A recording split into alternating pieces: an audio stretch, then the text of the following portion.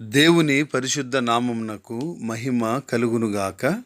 కృపావాక్కు అను ఆధ్యాత్మిక కార్యక్రమమునకు మీకు స్వాగతం.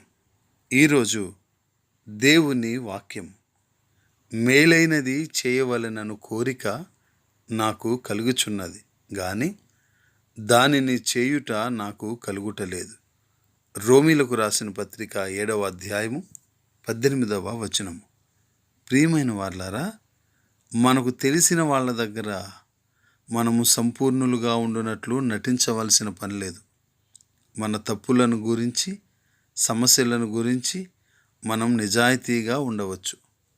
అపోస్తలుడైన పౌలు తనను తాను పాపులలోకెల్లా అధ్వాన్నమైన పాపినని బహిరంగంగా చెప్పుకున్నాడు.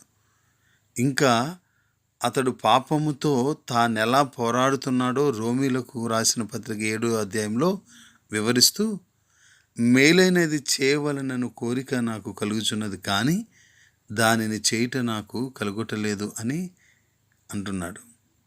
దురదృష్టవశాత్తు నేను చేయగోరు మేలు చేయక చేయగోరని కీడు చేయుచున్నానని కూడా చెప్తున్నాడు.